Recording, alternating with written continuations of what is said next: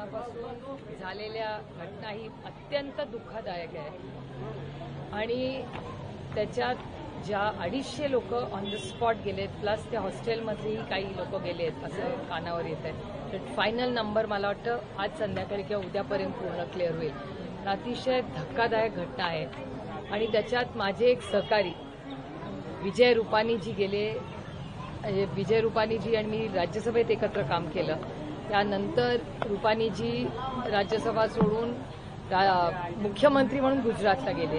त्यानंतर अनेक वर्ष अतिशय रुपानी फॅमिलीचे आणि आमचे कौटुंबिक संबंध अतिशय सुसंस्कृत माणूस. त्यामुळे विजय रुपानी त्या क्रॅशमध्ये होते मला विश्वासच बसत नाहीये. हे खूप दुर्दैवी आहे आणि मी मनापासून देवाचरणी एवढीच प्रार्थना करेन की त्या सगळ्या कुटुंब ज्यांच्यावर एवढं मोठं संकट कोसळलंय त्यांना ताकद देव आणि जे आपल्यातून या दुर्घटनेत गेले त्यांना मनापासून श्रद्धांजली अर्पण. सगळ्या चाचण्या ज्या आहेत ते पार पडतात. विमान जे आहे ते ब्रिटनला जाणार होतं. जवळपास 1.5 लाख लिटर फ्युएल जे आहे ते विमानामध्ये होतं कारण लांब पल्ल्याचा सगळा प्रवास होता.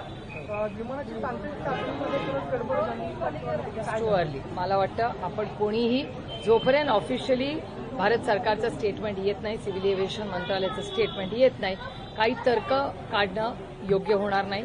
ऍक्सिडेंट झालेला आहे, तो कशामुळे काय झाला ह्याची अर्थातच इन्क्वायरी होईल आणि माझा विश्वास आहे की राममोहन नायडू हे अतिशय सिव्हिल एव्हिएशनचे जबाबदार मंत्री आहेत, युवा मंत्री आहेत, चांगलं कामही करतायत. त्यामुळे माझा विश्वास आहे की सविस्तर त्याची इन्क्वायरी होईल. बघूया ना, आत्ता तर ऍक्सिडेंट झाला आहे, जरा रिपोर्ट तर येऊ द्या. रिपोर्ट आल्यानंतरच बघू काय होणार. काही क्रू मेंबर महाराष्ट्रातील देखील असल्याची माहिती मिळते. आपण माडिक असतील किंवा इतर असतील. सुनील तटकरे यांची देखील नातेवाईक जे आहेत ते यामध्ये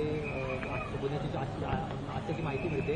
सुनील तटकरे देखील अहमदाबादला निघत आहेत. खूप अतिशय अस्वस्थ करणारी दुर्दैवी अशी ती घटना आहे आणि ज्या 250 फॅमिलीज आणि त्या हॉस्टेलमधल्या ज्या फॅमिलीज त्यांच्यावर अतिशय दुःखाचा डोंगर खरं तर आता लिहिलेला आहे. त्याच्यामुळे मला असं वाटतं आता त्यांना आधार देणं आणि त्यांना साथ देणं, त्यांचे गेलेले लोक तर आपण आणू शकत नाही पण त्यांना धीर द्यायचं काम ही आपली नैतिक जबाबदारी. भाजप आणि काँग्रेसने पुढचे 3 दिवस सगळे कार्यक्रम रद्द केले.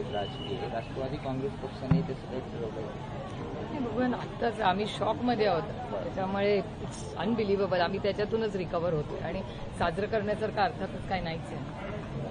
सोशल मीडिया असेल, ट्विटर माध्यम असेल, त्यात मोठ्या प्रमाणात होम मिनिस्टर असेल, एव्हिएशन मिनिस्टर असेल त्यांच्या राजीनाम्याची मागणी होती. मला असं वाटतं मी रिपोर्टची आधी मागणी करेन कारण का रिपोर्ट काय येतोय तो आधी बघूया आपण.